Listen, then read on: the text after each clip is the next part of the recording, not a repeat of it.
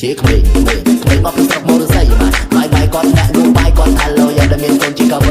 ជាក្មេងចេញពីជនបទចែកខលណាគឺតាពីថ្នាក់ទី8មុខគ្រឿងដូចស្បែកជិះទូអីលើចង់ទូរសជាតិជាសេដ្ឋីអត់ស្អកបីហៅតែបងខែអត់តែបីហៅតែបងនោះរបងកំពុងតែអាប់រែងហើយស្អប់ពាន់ណានិយាយពីក្រៅខ្នងហៅបងឬបងនឹងប្រកាសហៅបងឬដានប្រកាសតែអាចសំចាច់នៅដាច់នេះបាននៅក្មេងឯងកុំចង់បាយស្មៅយកចាក់ទៅខ្លាចមានគួរឲ្យស្រឡាញ់ទេកុំគួយយកពោះជាឈ្មោះបាបងតែរនឹងពីរបស់ខ្លួន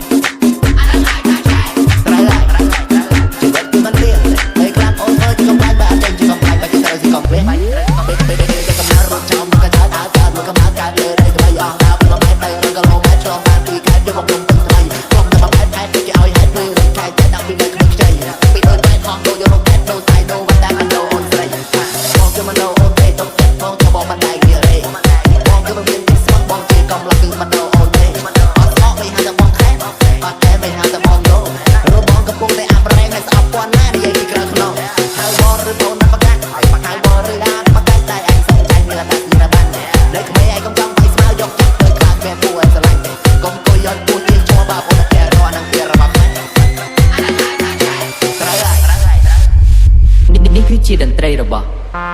សុកណា Remix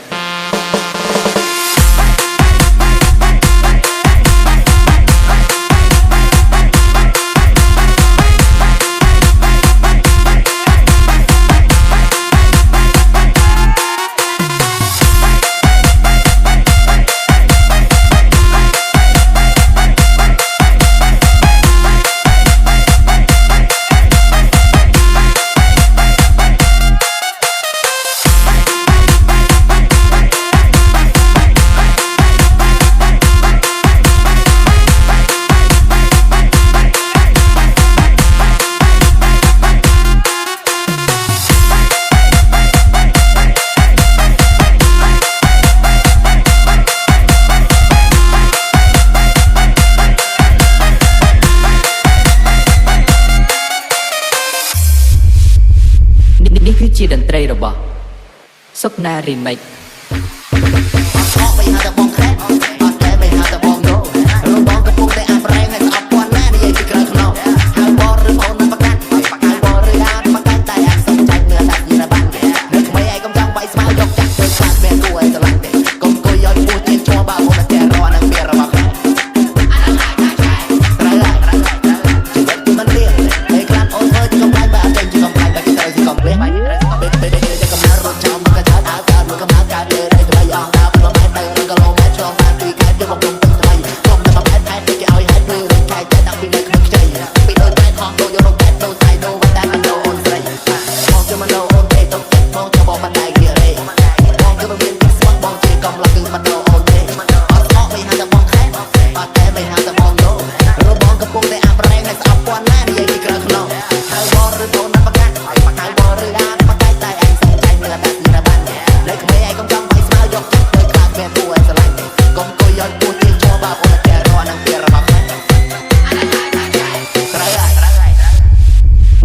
ជាតន្ត្រីរបស់